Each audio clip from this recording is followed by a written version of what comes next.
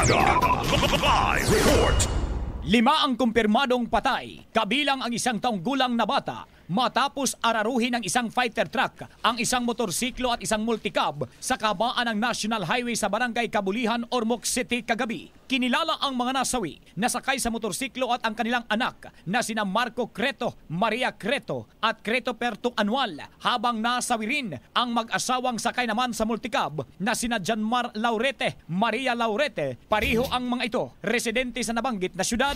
Sa eksklusibong panayam ng Brigada News FM Tacloban kay Police Lieutenant Colonel Ramil Amudia, spokesperson ng Ormoc City Police, binabaybay ng truck ang National Highway na papunta ang direksyon sa Ormoc City, habang ang motorsiklo naman at multicab ay nasa kabilang linya na papuntang Tacloban City ang direksyon. Nang biglang mapunta sa linya ng motorsiklo at multicab ang truck at doon na inararo ang dalawang sasakyan. Dahil sa mabilis ang takbo nito, tumilapon ang mga biktima na naging sanhi ng kanilang agarang pagkasawi. Sakay niya, asawa niya at saka anak niya, patay po. Bali 3 sila na patay. Tapos yung sa multicab po, na 5 ang sakay, yung tatay at nanay po, patay. Yung 3 anak niya, nasa hospital pa po.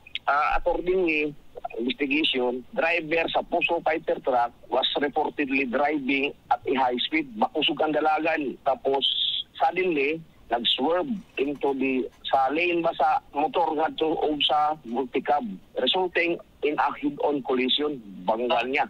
Sa ngayon, hawak na ng Ormoc City Police ang driver ng truck na kinilalang si Anacleto Aropo at maharap ito sa kasong reckless imprudence resulting to multiple homicide, multiple physical injuries at multiple damage to properties. In the heart of changing lives, ako si Brigada Carlo Sarino ng 93.5 Brigada News FM Tacloban, The Music and News Authority. Ronda Brigada.